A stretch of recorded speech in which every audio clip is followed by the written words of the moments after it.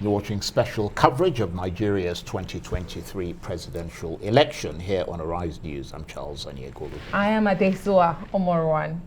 Well, the ruling All Progressives Congress Presidential Campaign Council has held its own press conference, calling for the counting and collation of election results to continue as it has. In the first challenge, the APC Presidential Campaign Council spokesperson said the party would defend its votes and was confident of victory. They also say the PDP and Labour Party were trying to provoke and intimidate APC voters and supporters, and it was all shout and fury that would amount to nothing. If there's a problem, go to court afterwards. That's how civilized people behave. You don't gather yourself together and say, because my candidate is losing, because my party is losing, because we are losing everywhere, or we've lost, that we've seen our aspirations melting like an iceberg approaching the tropics, that will scatter everything and set Nigeria back. This election will be defended once the announcement has been made that our candidate has won. This is something that we said yesterday, we're saying it again now. They should not try to abort the process, otherwise there will be consequences in this country, because we will not allow another June 12th. By God's grace, this democracy will stand. And shame on them for what they're trying to do. We did say categorically that our candidate, being a committed Democrat, not just in theory, but in practice, and has been exemplified by his track record in the democratic struggle, in instilling or making sure that this democracy we practice is alive and kicking. Much more than any other candidate in the horizon today. Because of all of this, he is going to accept defeat in good conscience, honorably. And he has done it in Lagos a few days ago. How many times are we going to repeat that? It's so simple. He has demonstrated it. And he did say, and I've repeated it, if you are not prepared to absorb the shock of defeat, you have no moral right to enjoy the fruits of victory. Exactly. That says it all. The route they are taking is a route that is strange to law, strange to the process, strange to everything known under the Electoral Act. It is an illegal route they are taking, and it's just an illegal route to power that they want to take. And the last point I want to make is that they should understand that the different parts of this country and people who voted for different candidates, they have a right to get for their voices to be heard. Yeah. You want resounding in the areas where you come from. Let's be honest about this. You mean those places where we won resoundingly, you expected to come and win there? Did you expect to come and win there? That's a fairly feisty interview, press conference there from the spokespersons of the APC's Presidential Campaign Council. Well, for more on all that, we're joined in the studio by the Deputy Spokesperson of the Tinubu APC Presidential Campaign Council, Hannatu Musawa. Thank you very much indeed for coming in. Thank you, Mr. Charles. Thank you, Mr. Adesua. There's a lot to talk to you about, yes. But let's start with the issue that's suddenly come up, which is this question of the Federal Capital Territory. And because you're a lawyer, yes. You're a barrister, yes. What's your take on that? Well, I did listen to again, thank you for having me on the show. I did listen to the submission of the guest that was on before. Yeah, Frank Tietie. Yeah, exactly, who is a very renowned lawyer. And I completely disagree with him. I think he tried to say that under Section 134, where it said that a person vying has to win simple majority and then has to win 2/3 of 24 states plus the FCT. He tried to single out the FCT as something distinct and quite special, in that you'd have to win the FCT as well. But that is not, we can see what it says up. A candidate for an election to the office of the president shall be deemed to have been duly elected, where there have been only 2 candidates for the election. He has a simple majority, and he has no less than 1/4 of the votes cast in an election in each of the at least 2/3 plus the FCT. But the FCT. Well, you just said plus. It's and. Yes, Oh, and the FCT. But that means the FCT is an additional state. It's part of the block. It's part of a block, and Right. renowned learned Silk Femi Falana today clarified the issue, and if I would want to read it, Go ahead. if that's all right, because We need to understand this stuff. Yeah, because he said, when he was asked, he said in a statement that was issued by him today, he explained that the law sees the FCT as any of the 36 states in the country. He said, and I quote, Section 2991 of the Constitution provides that the provisions of the Constitution shall apply to the Federal Capital Territory as if it were one of the states. Oh, there goes my phone. Right. But we get the gist of it. Yes, of course. As if it were one of the states in the country. Yeah, but the problem... So that would be 30, the FCT would be the 37th state. Yeah, but the problem is that is subject to interpretation. Oh, yes, that is... It has not been subjected, because we have another Silk, Olisa Abakoba, who used to be the president of the Nigerian Bar Association, saying he agrees with Frank Tietie's interpretation. My own perception of the different interpretations would be any lawyer at this point that would categorically say that the FCT has to be one on its own, it's submitting themselves or exposing themselves as someone who supports the candidacy of Peter Obi, purely because Peter Obi has been able to win the FCT. As apart from that, Well, that's I not can't entirely see, fair. No, That's what's raised the issue. It doesn't mean that it's about support. But I believe it's I about believe a that's legal what it issue. is, because it doesn't make sense to me, from my own legal mind, that any lawyer would interpret that part as saying that the FCT is a distinct part of Nigeria. But the same can also be said of your interpretation, to say because you Absolutely. did not have FCT, then you interpreted to favor Well, you. that was so they Femi can also Falana. say That's a good point. They can also say No, that. that was Femi Falana. Because you said any quoted- lawyer. You Yes, said any lawyer. Any Silk. So any Exactly. Silk. So they could also say any Silk who interprets it otherwise. Then could mean that I guess then it because- has to go for legal interpretation. Indeed. But I think we have to be mindful of the fact that sentiments may be brought into this, and maybe we should let the law, absolutely. the courts interpret it. But for any lawyer to come and categorically sit here and say that the FCT is a distinct part, as if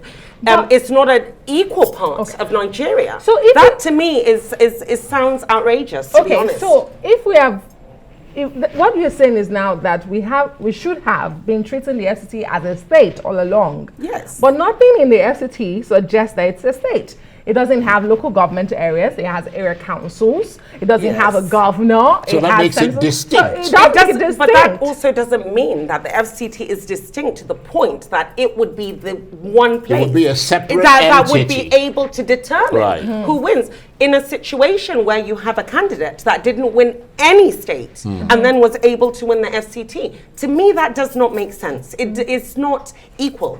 So it may be distinct because it's the federal capital territory, but it's not distinct to the point that it is the sole entity that would decide who would be the president of Nigeria. That to me does not make sense. Right, okay, well, let's move away from that discussion, because obviously... So we'll leave that to legal interpretation. Yeah, absolutely. Yes. We're not going to It makes it get look like to rocket the, science. Yeah, we won't get to Exactly. the conclusion of that. Let's move to the other issues, which is the issues percolating around the calls by your opponents in this election for the results to be annulled. Do you think they have a point? No, I don't. I really don't. I think, first and foremost, put politics aside, we all have to look at this nation as one. At the end of the day, we are going through a democratic process that's supposed to empower us and embolden us as a nation. And it is a process that we're supposed to go into. I know there's a lot of hyperbole and stuff that goes into the whole progress of the system. But at the end of the day, we did a democratic process and to allow Nigerians to have their say. And in allowing Nigerians to have their say, there's going to have to be one winner. And we have rules that are able to determine who that winner is going to be.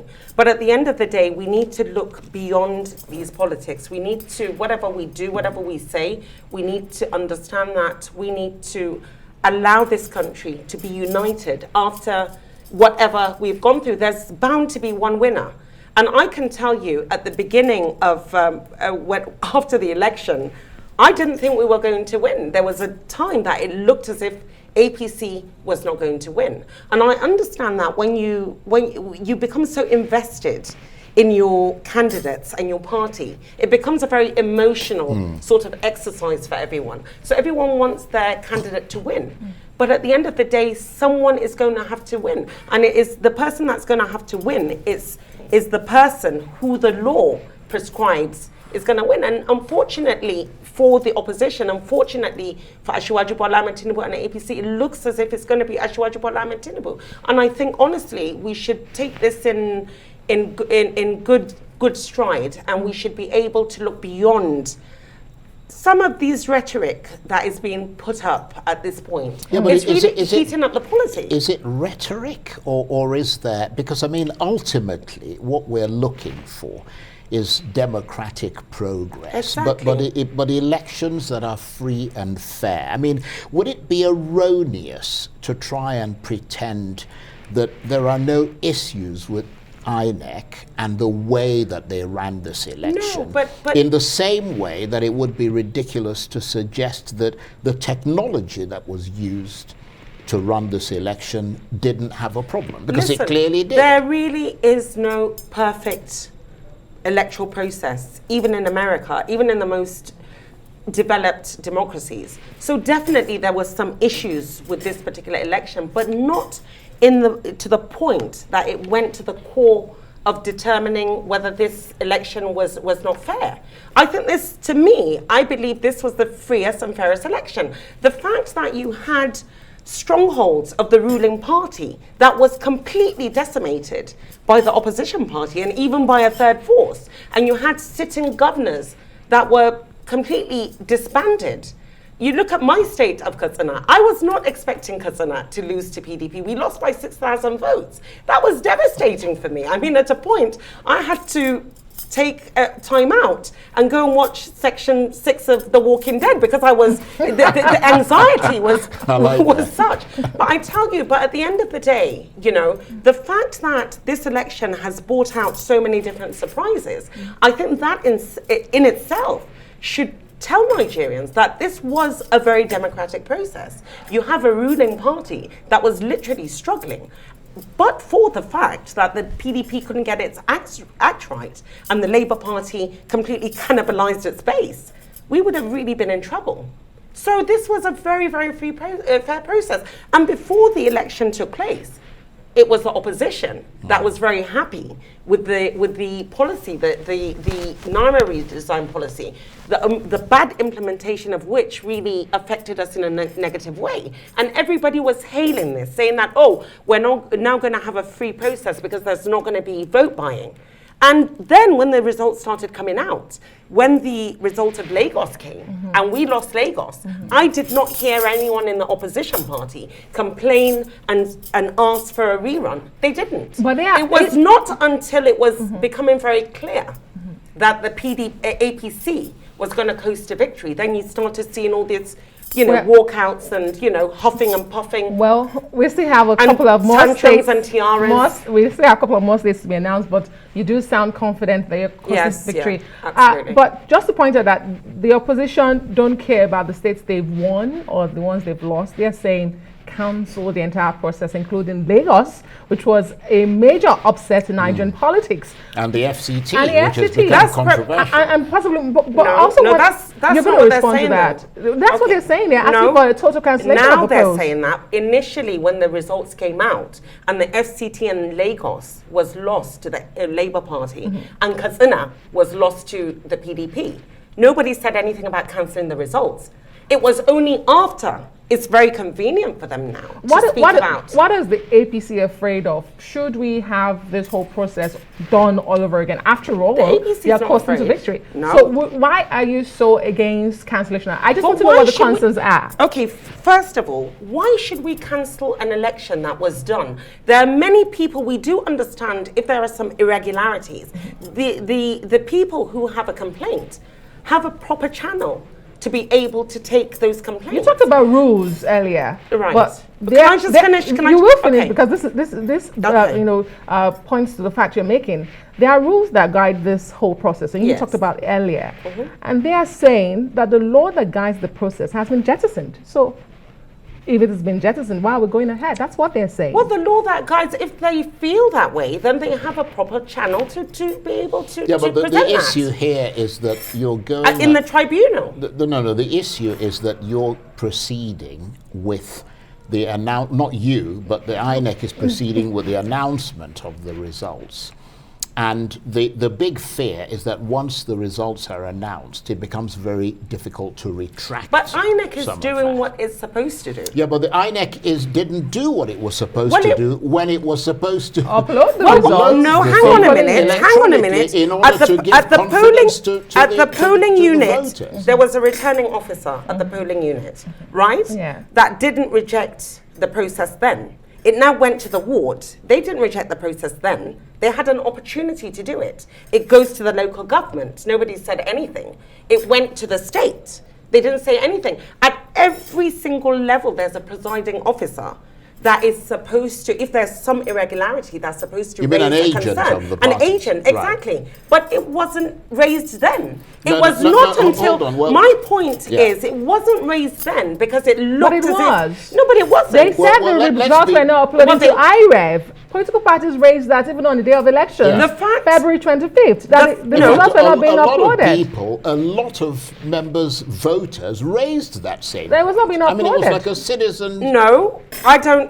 Up until now, we do not have the 176,000 The plus units result on IREV as we Yes, speak. yes, yes. And this is like 3 days after the listen, elections. The fact that at those very levels, you had the residing officers and the agents that signed and said it was a proper process that had taken place. There's prima facie evidence No, that but you everything see, was done yeah, correctly. But you see, that's something that is disputable. And the reason it is that we have to be clear, and these are things that are submitted to a court of law. We've got to Then be you clear. take it to the tribunal. No, hold on. We've got to be There's a clear. proper channel. We've got to be clear which came first, okay? Because you can finish counting an election and say, right, okay, sign here, Sign. and they sign. And then you say, upload it, and you And it's don't a different upload it. figure.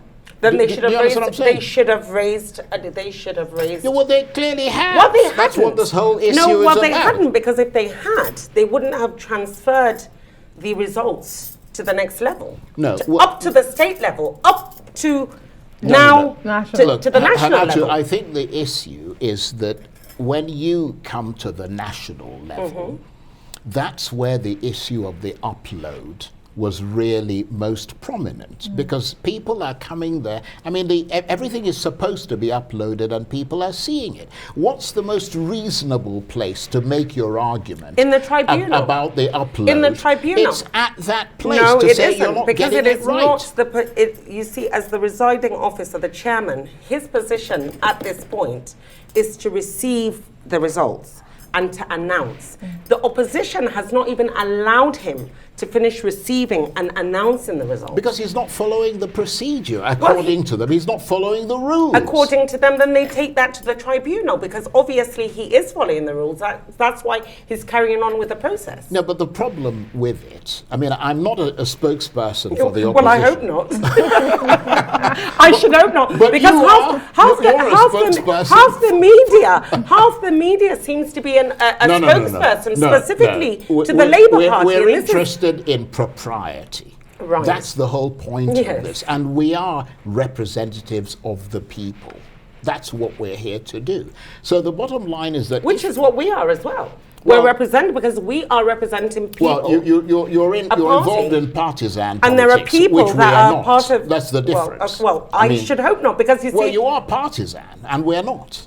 Well, I'm not sure That's the about that, difference. because the media has been slightly. Well, that's a partisan. fairly general No, term, but isn't it? I think it is. I think it is quite. It's quite palpable that there has been a level of, maybe it's unconscious, but there's an unconscious bias when it comes to the media, which is the reason why we, as a campaign, refuse to allow Ashwaj Bola Ahmed Tinubu to go for those debates, because we felt that there's a sort of unconscious bias it's with the not, media. no, hold on. And It's not unconscious bias. It is the media are doing what is expected of them, which is that your party, the APC, has been in power in this country for the last 8 years. It is them whose feet we have to hold to the fire, not the opposition who are not in power. No, you have to hold their feet to the power as well. No, they've come with manifestos. You've got to obviously interrogate those. Obviously, we're held at a higher standard. What I mean is that you don't expect us not to challenge the things that you've done and but to I expect analyze you to challenge the things everything that you've done. On the same level. Yeah, but there's no way that you could bring, it happens in any country, there's no way that you could bring Tinubu, Atiku and Obi on the one platform.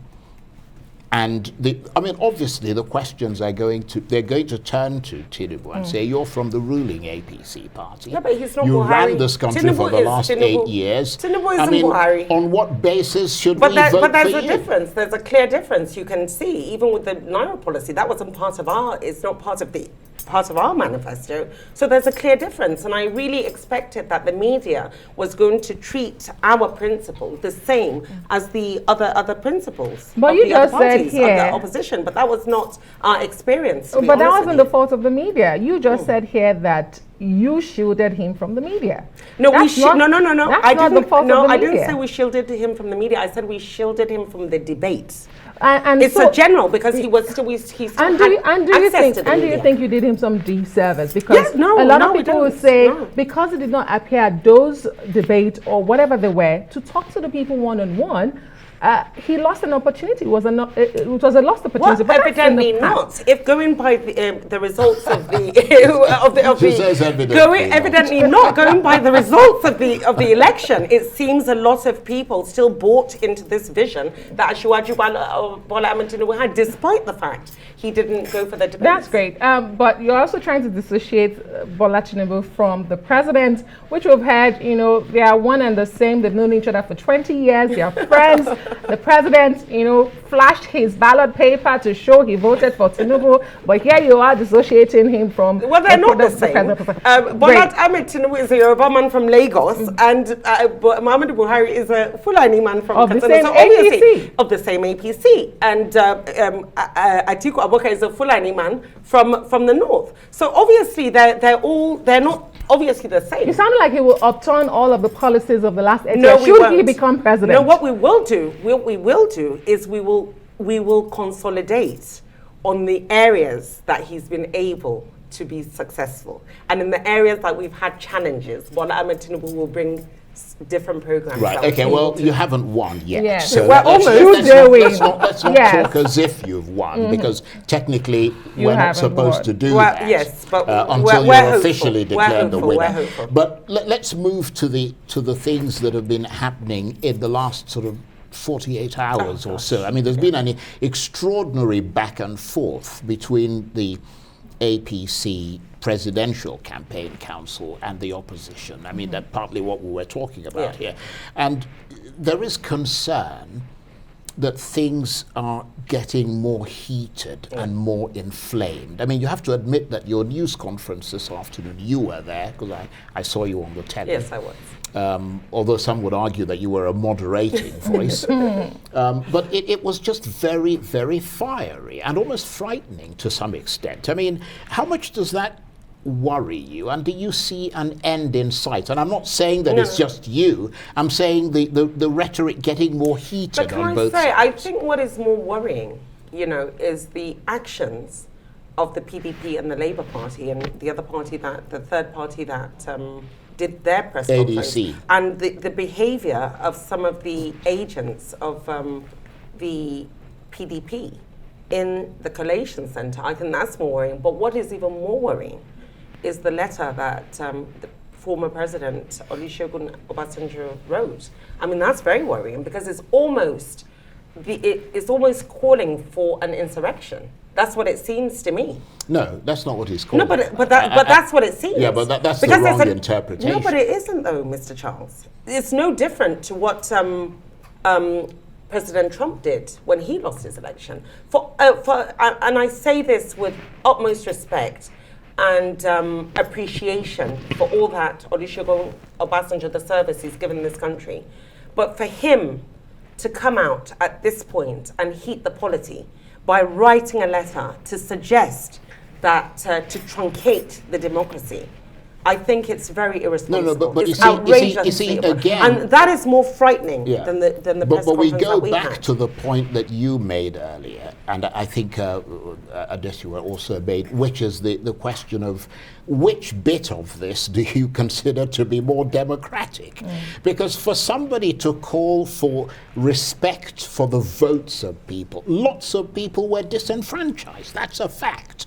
Lots of people were prevented from voting. There is a process that makes the election that for people come across as free and fair. It's supposed to be uploaded as soon as the votes are counted, so that people feel confident that the process has not been manipulated So the or millions tampered with. of other people, And it didn't happen. the millions of other people, myself included, that exercised our constitutional rights and went to vote and lined up and did accreditation in the proper way, we should be disenfranchised because of the rantings of a few. There's a proper channel to take to take any dispute that you have. You take it to a tribunal. That's why it's there. Why should millions of other people who went and lined up and exercised their civic duty, why should they be disenfranchised? Just because the opposition is clear that they're going to lose the election. You call it rantings of a few. There's millions of people. And there are millions of people who actually exercise that civic duty, and they have a right to have their constitutional right protected as well. Are you cherry picking because there are some millions, in your own words, that, are coasting to victory, are pushing you to victory as a party, and so you will ignore the other millions who are complaining to say this is not transparent? We don't want to ignore the other millions. I, as a lawyer, wouldn't want that at all. But I would want whatever dispute they have to be taken to the proper channel, because this is an orderly country. We have rules and regulations. We have a constitution of which we have to abide. Right. We cannot, just because a few people, or maybe millions of people, but there are millions of other people who are able to exercise their civic duty. And they have a right to have their voices heard as well. You're a lawyer. Is there a legal framework for all these issues to be articulated and resolved before all these results, some would say tainted results, I mean, that's the opposition saying that, are announced? I say this because many Nigerians don't have confidence in the judicial system in this country. They see it as favoring politicians in office, and the fear is that once you announce a provisional winner, it'll be hard to get that reversed. Why would that be? If we believe in our legal system, why would anybody say it would be hard to have it reversed? Many people don't have confidence in that legal system. Well, I mean, we operate under rules and regulations and the constitution, and it's for us to be able to let that play out in the court of law. I mean, it would be ridiculous for us, everybody that has a complaint, to go and take it out and we have to listen to everyone's complaint. For me, the people who lined up on the 25th of December, 25th of February and exercised their civil duty have a right to have their freedoms protected. And this is exactly what the chairman of the INEC hopefully is going to do. And anyone who has any issue should take it up in the law courts. How about the international observers? Are you concerned about what they've been saying about the process so far? And what that means for credibility of whoever wins this election? Because I mean, they've been unequivocal in saying that INEC has failed Nigerians. Well, I don't know. The international observers that I've come across have actually spoken about how, no, but it's true. How peaceful. I met some as I was coming up here. Largely peaceful, they say. Largely peaceful and fair. And for me, they didn't say fair. It was they fair. Said it was largely Listen, peaceful. Mr. Charles, the fact that we had a process whereby the whole map, the political map of Nigeria has changed. I think we need nothing more than to look at that to understand that what we saw was democracy at play. That's exactly what it was. But how can it be democracy at play when the position of many, many Nigerians, based on the assurances given to them by INEC, is no beavers, no results? I mean, No INEC IREV, made a and IREV. I mean, the promise INEC made repeatedly amid a blaze of publicity is that they're going to do it in a particular way. Yes. And it never happened. Well, it never happened, or it's happening is something that has to be played out in the tribunal. That is just what it is. At this point, I don't understand what the opposition wants. What the opposition wants is for us to truncate completely this system. To redo the election from the beginning? The opposition is are that what they want? concerned. Our concern is the fact that there's rhetoric, or there were whispers that there's intention to put up an interim national government. This is my own fear. That's not. Well, that's my That's fear. not everybody Okay, talking No, about. but it is, Mr. Charles. It actually is. Former head of state, General Abdulsalami Abubakar, who is also the head of the Peace Committee, also yesterday released a press statement. And in paragraph 7 of that statement, he did say INEC should take all the time it requires to ensure that it delivers results that inspire the confidence of the people and meet time-tested international standards. His words. So my question is, if opposition is saying, INEC, pause this collation process, investigate the claim, because initially that's what they said, and then there was no response, and they said, you know what, cancel the entire result. My question is, would the APC as a party be even willing for INEC to pause the process and investigate all of this anomaly so that we have a more credible election, and the person who emerges the president of Nigeria has some sort of credibility that he has the vote of the people of Nigeria? Yes, if the chairman of INEC deems that it is correct based on the complaints that some of these parties have, then we don't have a problem with it. Okay. Because we are confident that at the end of the day, unfortunately for the main opposition party, PDP, because Labour Party took away its base and split its votes, we are confident that no matter what happens, APC is going to still be victorious, and Asiwaju will be president at the end of the day. On that note, I want to thank you very much indeed. Always a pleasure to talk with you. Thank you, Mr. Charles. Thank you, Ms. Adesu. Is Deputy Spokesperson of the Tinubu APC Presidential Campaign Council. Thank you very much indeed. Thank you.